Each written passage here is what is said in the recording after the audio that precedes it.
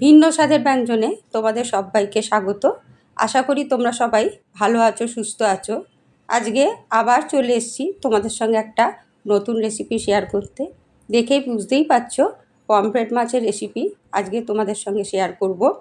এই পমফ্রেট মাছটা এইভাবে যদি রান্না করে তোমরা খাও, দেখো দারুণ খেতে লাগে, ভীষণ সুস্বাদু, আর রান্না করতে একদম সময় কম লাগে। প্রথমেই আমি দেখো কয়েকটা পমফ্রেট মাছ নিয়ে নিয়েছি, ভালো করে ধুয়ে নিয়েছি। এতে ভালো করে আমি একটু লবণ আর একটু হলুদ গুঁড়ো মাখিয়ে রেখে দেবো। প্রথমেই কড়ায় আমি তেল দিয়ে নেব। দেওয়ার পর আমি পমফ্রেট মাছগুলোকে একটু ভালো করে এপিট ওপিট করে ভেজে নেব। খুব বেশি কড়া করব না, কারণ পমফ্রেট মাছ এমনি একটু শক্ত হয়, তাই খুব বেশি কড়া করলে পরে মাছটা খেতে ভালো লাগে না। পমফ্রেট মাছ খেতে ভীষণ সুস্বাদু হয়, আর এই মাছটা খুব বেশি মশলা লাগে না রান্না করতে। খুব কম মশলাতেই এই মাছটা রান্না হয়ে যায়।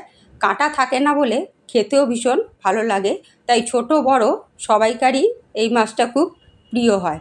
দেখো মাছগুলো আমার সব ভাজা হয়ে গেছে। এবার আমি একটা মশলা নিয়ে নেব। সামান্য একটু হলুদ গুঁড়ো, সামান্য পরিমাণে একটু জিরে গুঁড়ো, সামান্য পরিমাণে একটু লঙ্কা গুঁড়ো, এইটা জল দিয়ে মিশিয়ে নেব। নেওয়ার পর আমি এই তেলে ঢেলে দেবো। দেখো খুব কম মশলায় এই রান্নাটা করব, কিন্তু খেতে এত সুস্বাদু হয়, তোমরা বাড়িতে একবার অবশ্যই ট্রাই করে দেখো। দুটো টমেটো আমি নিয়ে নিয়েছি, এভাবে চপড করে দিয়ে দেবো। সামান্য পরিমাণে একটু লবণ দেবো টমেটোটা গলার জন্য। বন্ধুরা, আমার রেসিপিগুলো তোমাদের কেমন লাগে আমাকে কমেন্টে অবশ্যই জানিও। দেখো আমি 2 চামচ মতো সর্ষে পোস্ত নিয়ে নিয়েছি। এতে খানিকটা গরম জল দিয়ে আমি এটা গুলে নেব। এইবারে যে মশলা আমি আগে দিয়েছিলাম কড়ায়, সেই মশলার মধ্যেই এই সর্ষে পোস্তটা অ্যাড করে দেবো। কয়েকটা কাঁচা লঙ্কাও দিয়ে নেব। এইভাবে পমফ্রেট মাছটা রান্না করলে খেতে দারুণ লাগে। অবশ্যই তোমরা বাড়িতে ট্রাই করে আমাকে কমেন্টে জানিও তোমাদের কেমন লাগলো। বন্ধুরা, তোমরা আমার পাশে না থাকলে আমি কিছুতেই এগোতে পারবো না, তাই তোমাদের সহযোগিতা একান্ত কাম্য।